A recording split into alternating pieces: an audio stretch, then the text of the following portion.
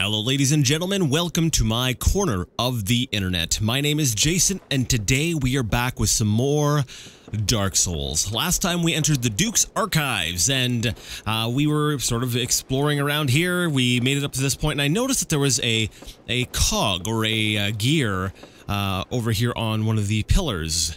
I would later find out that those things we'll be using those.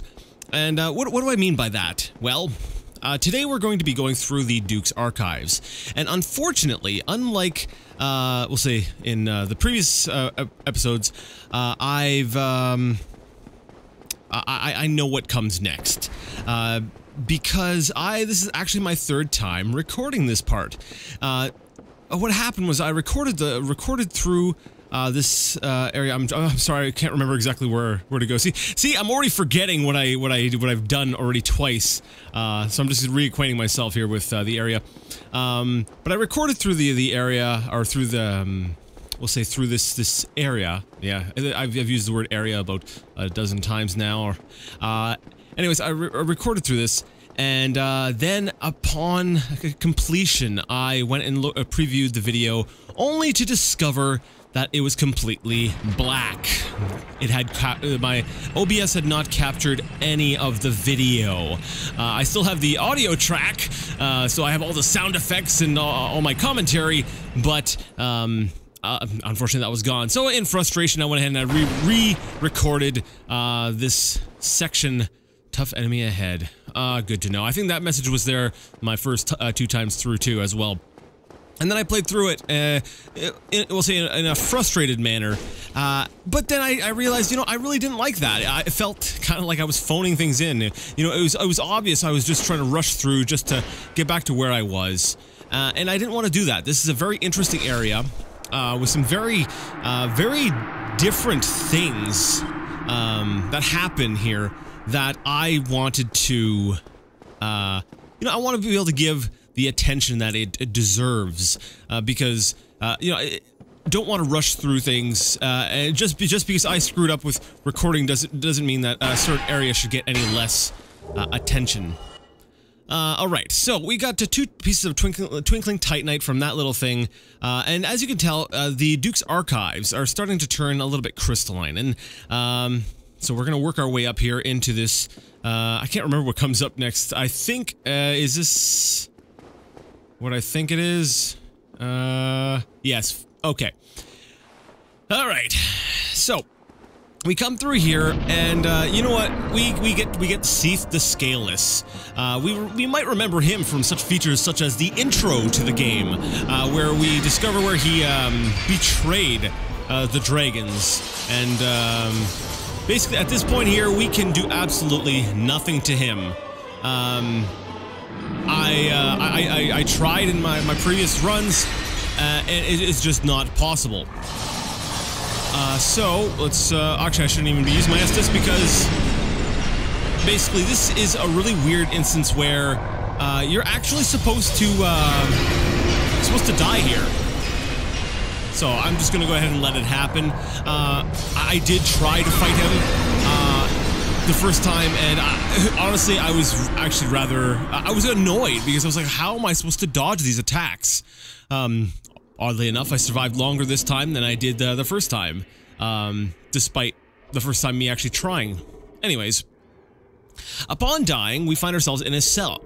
So, my question is, was this the game developers wanting us to be captured, and as such, but they didn't have, we'll say, a mechanic in the game to actually do that, so it says you died, but really you're just transported here, where we're gonna go ahead and light this bonfire within the prison cell. Know it, if you have the bright idea of trying to escape by warping, you can't. This bonfire is cut off from the others, it cannot warp. Or the other possibility that, I don't know, this is some sort of strange holding cell, and this is some sort of strange, I don't know, magnetic bonfire that draws the dead or the undead to it. So let's go ahead and let's go talk to our cellmates over here. You know, I'm really disappointed that I missed out on my initial reactions to this stuff. Like I said, I still have the audio. I might go ahead and just put like a I'll go render up an MP3 file if someone wants to listen to my first exposure to this area. It'll be like a podcast, except really boring to listen to. Ouch. Anyways, yeah, we go through here and we discover, oh look, there's nothing over here. So to get out, what we've got to do is go ahead and stab Mr. Snake Guy, who's guarding the door. He falls down dead, and we get to steal his tower, archive tower cell key. Now, I gotta ask, seriously, like, he was not a very smart snake guy. Think about this. He's leaning up against the bars, and every single creature inside this jail cell was armed.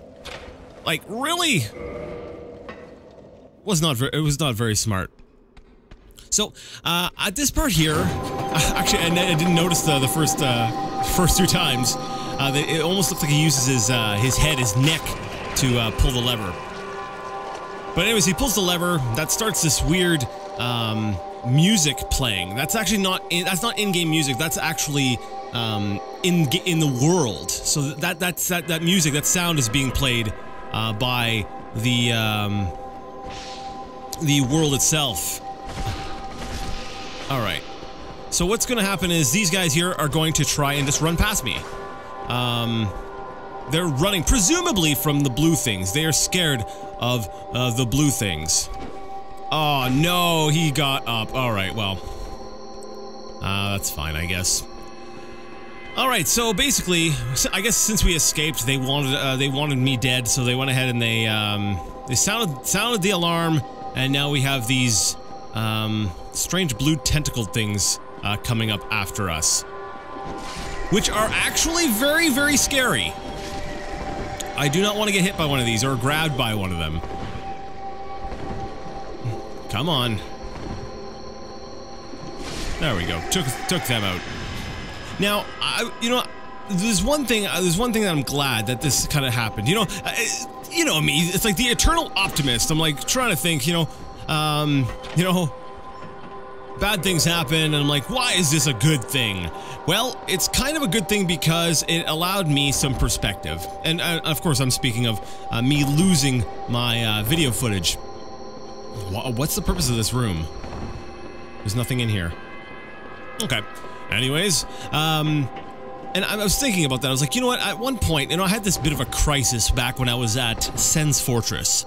And I was like, I don't want to continue because I feel like I'm so inept. I feel like that I can't be informative enough about the game. You know, some people went and they told me, you know, they just like my approach, even when it's a blind play. They liked my, we'll say, style of exploration, me thinking things through, stuff like that. And you know what? I thought that was someone behind me, not a body just sticking to my legs. Okay, there's a hole down here. I'll drop down to that in a second. I don't want to get cornered by these tentacle things. Anyways, so you know that was that. We'll say when I was, we'll say, thrown into this situation where I basically lost everything I had recorded, and I found myself, you know, having to come through this area, having already experienced it. You know, I realized that there was something a bit off. You know, I was like, you know what, you know, it's very different than what the rest of my playthrough has been. Archive Prison Extra Key. Oh, that's where I could have dropped down. So there was actually 2 ways of getting in there. Let me verify that. So you know, I was able to sort of get that little bit of perspective that, you know, oh, I lost some health doing that. Darn it. That, you know, sometimes you can be, we'll say, at least you can be informative in the sense of, you know, asking these questions, and when you're answering the questions through, we'll say, curiosity and exploration, you know, even if you're doing a blind playthrough, you can still be informing players about what it is you're playing. You don't have to be an expert about it. It's all about the approach. So that's what I'm going to take away from this. You know, if I was beating myself up for a while, but really, it's I'm going to go ahead and say that it was a good thing that happened ultimately, because it gives me perspective and it allows me to improve things going forward. So, anyways, I've been killing things and I haven't really been talking about what's been going on or what my thoughts were the first time through. I was honestly very confused because, you know, up until this point, you know, you die, you go to bonfire. That's just how it works. You know, the game is always very fair, but Seath the Scaleless is from what I understand, at least, you know, my several tries against him, you know, I wasn't able to hit him at all. And so from what I gather, it's a mandatory death. I see no other way to get to this area aside from fighting and, you know, losing to him. If I recall correctly, I can't get through here. That's right. Now, these two here are not hostile. These two will not harm you. In fact, all they do is sit in the corner and cry. Now, my first time through, you know, I'm exploring here and I'm looking at things, and I kind of, you know, I've been thinking about it. I think that Seath the Scaleless, when I'm thinking like, you know, different types of, we'll say, enemy archetypes, you know, kind of things, I think we've got kind of a mad scientist on our hands. He kind of strikes me as the mad scientist. So, there we go. I was kind of hoping to catch more of them like together, grouped up, but it doesn't look like that was going to happen. Now, I'm curious. Oh, it's too late now. I went ahead and I killed all the blue things. But basically, not only did they release the blue things, but they had to play this sort of music, or this weird sound. And now that we've pulled the lever, it's no longer playing. I'm wondering, does that have any effect on the blue tentacle things? I'm not too sure. Archive Tower, giant door key. We need this key to be able to get out of here. Basically, we're in the prison area, and I'm not too sure what, I'm not too sure exactly what, they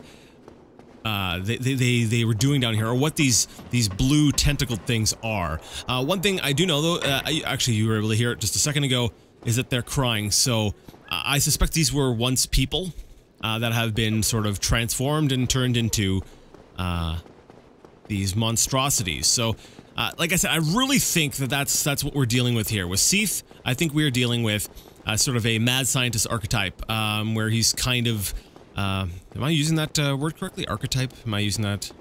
Whatever. I get the feeling that's the kind of villain we're dealing with here. He's an experimenter. Archive prison extra key. I didn't go in here. That's right.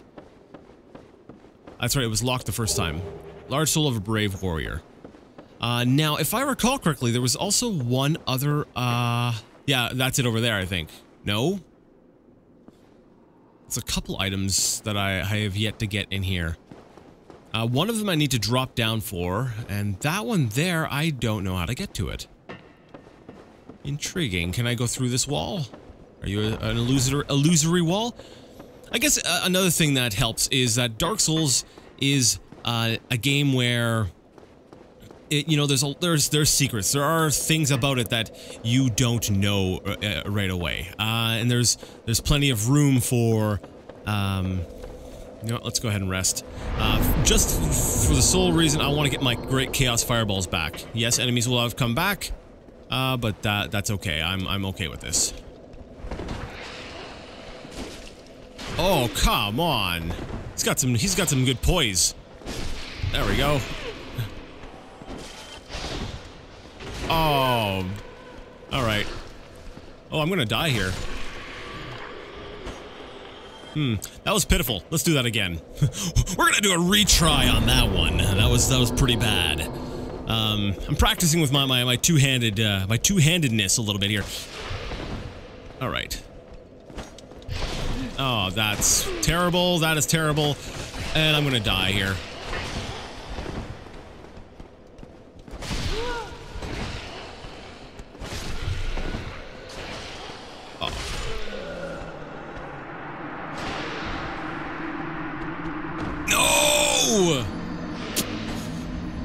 I was being an idiot because I was like, you know what, nah, I'm right by a bonfire, but I had forgotten that I had like 20,000 souls, back in, we'll say, Seif's room. I think that's one thing that annoys me. If you're going to give, we'll say, a mandatory death, I would have at least, made it so that you're able to retain your souls. I think that that was a poor design decision. You know, like I said, mandatory death, at least let the person keep their souls. Yeah, that was bad. There we go. Well, that was absolutely terrible, but you know what, we're gonna just carry on anyways. We'll use some of the Estus flask. I could go ahead and kindle up that fire, but I really don't feel like it. So anyways, there are 2 items. I think there was one down below we saw. And then there is one that we get by going up. And I will go ahead and show that off. So, you know, I've also been thinking a lot about trying to figure out Anor Londo itself.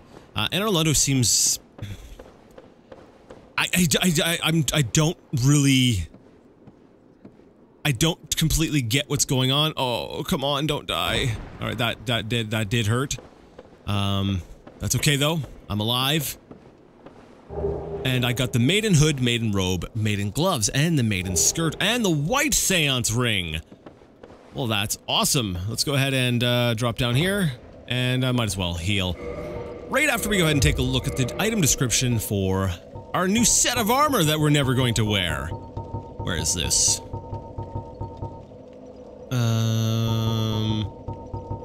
I don't know, where is it? Did I pass it? I probably passed. No, there it is. Maiden Hood. And I believe this is the same sort of clothing that the cleric lady from the Tomb of Giants is wearing. So a white hood worn by traveling maidens. It is part of their formal attire, regardless of rank. It is soft and well made, but does not offer much in the way of defense, making it ill-suited to use in battle. And they're not kidding, it is actually pretty bad. But hey, if you want to play Fashion Souls, you can go ahead and do that. We won't. I am curious about that ring, though. I don't know if I read it the first time I went through. White Seance Ring grants additional attunement slots. Interesting! This one also gives attunement slots. A divine ring entrusted to the head bishop of the Way of White and apostle to Allfather Lloyd, uncle to Lord Gwyn. It grants additional attunement slots. The head bishop of the Way of White is the guardian of law and caste, whatever, and one of the great royals of Thoroland. How many attunement slots? Let's see. So I guess it's just whichever one you want to wear? Interesting. So you can, I'm assuming you're choosing loyalty or something? I don't know. That's interesting thought. There we go, come on. Oh, I thought I was out of range of that one.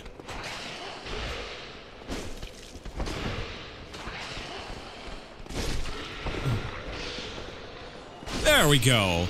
That was still terrible, but it was much better than previous, or my previous attempts. Now, there was one more item. That one there. How do I get that? It's like, I want that item. How do we get that one? The one's right over there. You can see it. There appears to be a body over there, and... How would one make their way over there? Now, there was we'll see some bars down at the bottom I was not able to get through, and I suspect that it's possible that that is something I need to deal with before I can get there. So I am going to. Oh yeah, there's a few areas here that I'm looking at that I'm like, there's a contraption. There has to be something here. You know, like maybe this great big contraption in the middle of the floor. That does appear to be broken. Yeah, it does appear to be somewhat broken. So maybe we will return here at some point and I'll be able to get that item. For now, I'm not too sure how to get it. I've looked around a little bit. I don't know how to get there. So we're going to leave it for now. We're going to go ahead and continue continue we'll continue on our journey, on our trek back through the Duke's archives. At least to get back to the point where things will become blind again for me.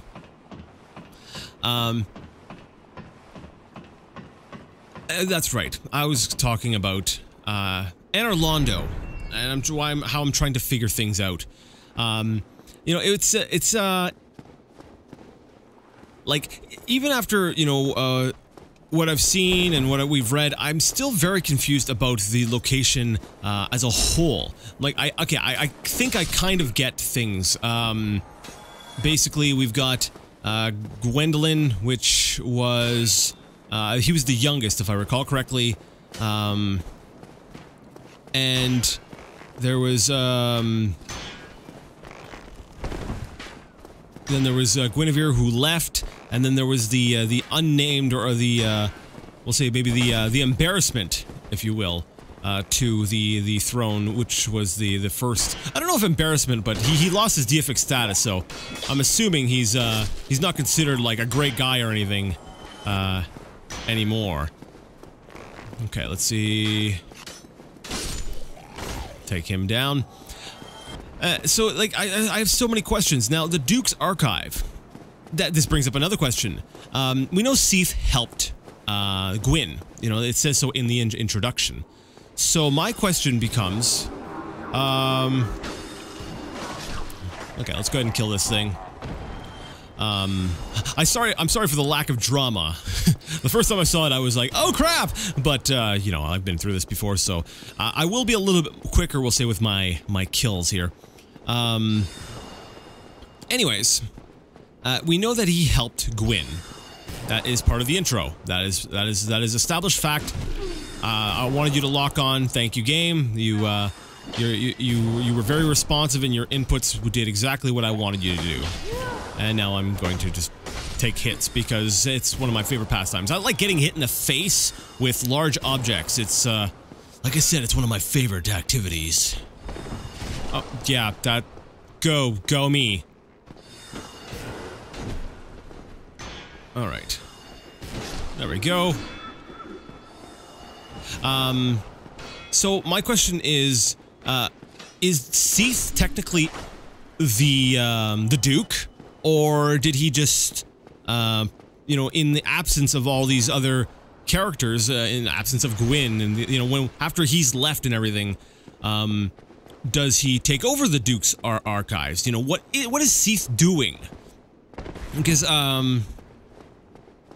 you know, his attacks were very crystal-based, so I suspect anything that's sort of crystalline, or, you know, like all these hollows, I see that as kind of his handiwork.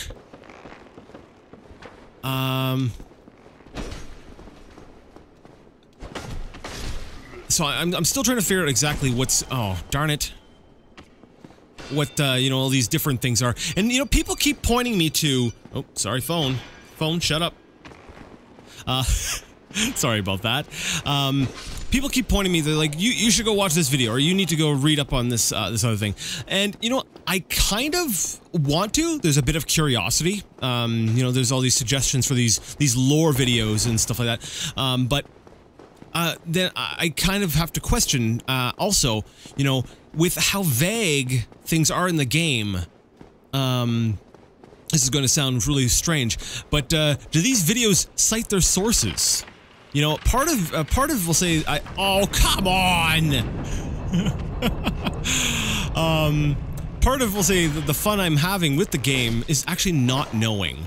And this is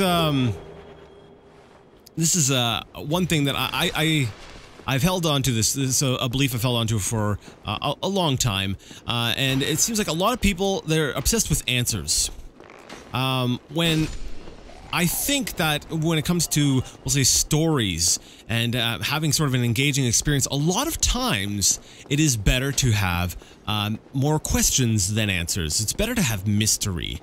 And, you know, when you see a movie or something which has a sort of vague or, you know, it's not a very well-defined ending to a story, I find a lot of people tend to get frustrated. But to me, I love that kind of stuff because, one, it's one more open to interpretation, which means that it opens up the room for, I guess you could go ahead and call it like headcanon type stuff. You know, it's almost giving the person permission to fill in the blanks themselves. You know, within the, you know, the part of the story that was already established. I don't know. I think that having something that's vague, that the players or people can decide for themselves is oh, come on. Oh, I hate that. While he's teleporting, you can't hit him. Oh, you know what? Screw it. We're gonna arrow you. I am going to arrow you so hard you will be arrowed. Because that made sense, yes. Very eloquently put, Jason. You know what? I'm probably better off just... Come on. Headshot! No, I missed. A little bit too high. I've got this. I've got this. Anyways. I think that having, say, more vague things like that, things that people can fill in the blanks on themselves, is a lot more rewarding overall. Like, I don't know, I like being able to speculate. Like, I'll probably go ahead and read up some stuff online, but it makes me wonder, why are these videos seen as law? Has someone, like, I understand that there's evidence to prove these things that are said, and, you know, maybe I'll have more to say. Maybe these videos are great. I'll see it. I'll understand once I watch them myself. But, you know, I've seen a lot of videos, not for Dark Souls, but a lot of videos for different stories, game series, and stuff like that, where people, sorcery, strong, magic shield. You know, when I get around to sorcery, I'll be able to play around with all that stuff. But for the time being, I guess I can't really mess around with that. You know, and I've seen these videos that people make, and, you know, sometimes, you know, it's they present stuff as fact. Like, here's the evidence, and this is what happened. But then when I actually go ahead and I look at the evidence myself, I say, you know what you're presenting here is it's a possibility, but in no way do I feel that it is the only possibility or the only answer. And I don't know. I will, like I said, I will likely go ahead and watch these lore videos and stuff like that, but I like figuring stuff out myself. Wait a second, there was a door over there I wanted to check. Wasn't there? Or is that where I came through? I don't remember. Darn it. Let's go back. Because I know we need to go that way next, but first I want to go check through that door. I don't remember what was there. But yeah, because that's part of the fun of the game, honestly, to me, is trying to figure things out myself. And having something spoon-fed to me is... It takes away some of that joy. Because that's just who I am. I like solving mysteries. You know, I grew up, we'll say, reading mystery novels, mystery books, when I was really young. You know, it was Hardy Boys, and, you know, after that, you know, there's Sherlock Holmes. Basically, I like that kind of thing. I like piecing things together, figuring things out. It's probably part of the reason why I like Batman, because, you know, sure, he's got the super hero angle, but he's also a detective, and I like mystery.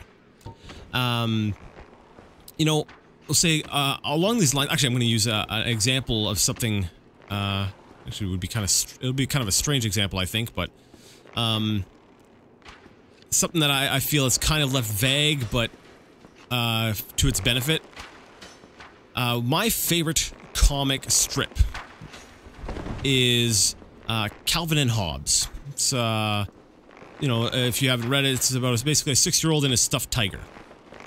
And the thing is, I see a lot of people, and they claim that Hobbes, the tiger, the stuffed tiger, is basically in the comic. You know, he does things, and people are like, yeah, it's completely in Calvin's imagination. It all happens there. It's the tiger is not real.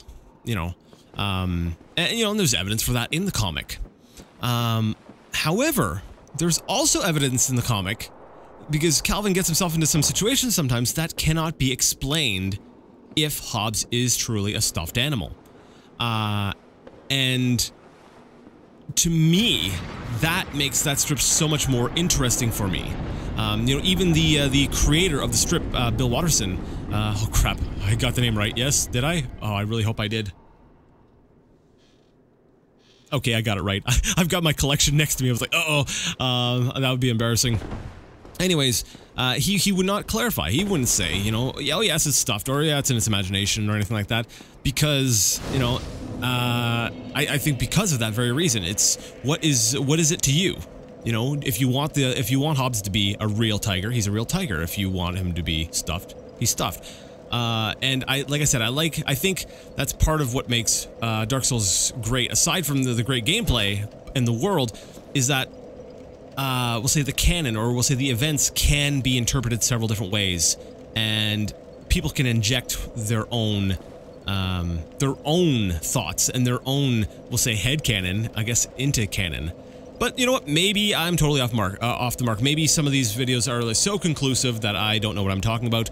You know, I'll have to visit Dark Souls again in the future after I'm done the game, because I get the feeling that I will be replaying this and learning stuff the second time through. So, anyways, this is where I made it the first time, and I think while I don't think this was as great as my first recording, it's definitely better than my second. So, I didn't want to give you guys just some rushed crap, so I figured we'd try to make things at least somewhat decent.